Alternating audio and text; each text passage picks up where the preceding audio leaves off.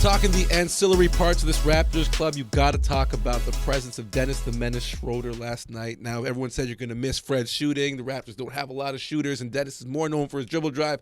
How impressed were you, Sherm, with the presence? Because, I watched Dennis's three.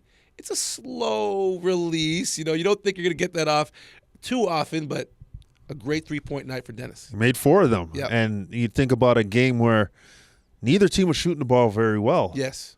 The Raptors shot around 40% from 3, so that's a big difference in the outcome. Every one of them. Absolutely.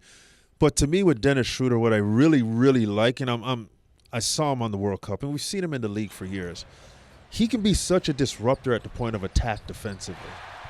Not just by steals, but he can just delay offense, deflect the ball and make the point guard have to regather it and start the offense a couple seconds off the clock.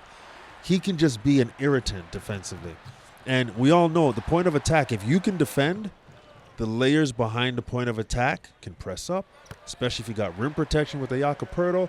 You can get really tough defensively. And we saw that happen against Minnesota, especially in the fourth quarter. Minnesota struggled to get anything going consistently in the half court because they were so good. So I like the leadership from that perspective. And offensively, he's just feeling it out. He didn't try to force his game. It came to him. His shots came to him. His breakdowns came to him.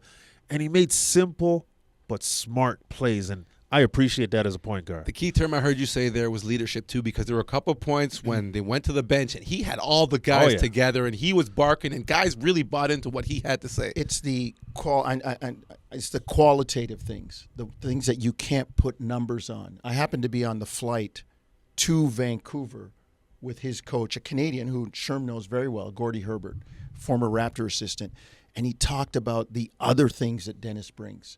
The competitiveness, the drive, the bringing guys together. You can't put numbers on those things, and you've watched him in this league for years play with that kind of joy and energy.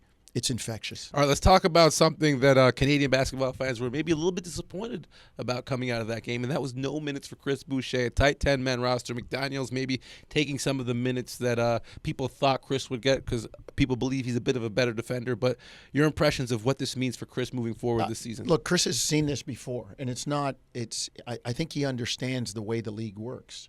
And we've also seen that motivate Chris at times. Come in, play even harder, try to do, in a good way, try to do even more, try to put his, insert his role and his impression on the game without getting outside of himself. And listen, you listen to the news conference after the game, Coach Darko said it.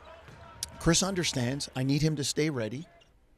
Tonight wasn't his night, but I need him to stay ready because I'm going to need him at some point. He has a skill set they need. That's the way the league goes. Sometimes multiple skills. Yeah, sometimes it's not your night, and you just wait for your turn, and when you get your opportunity, you take advantage. All right, up next to the Toronto Raptors, a matchup with the Chicago Bulls squad that called a players-only meeting after their very first game of the season. Yikes. So the Raptors will be at the United Center. That's 8 p.m. on TSN. That does it for us this week here at Raptors Today, but we see you next week.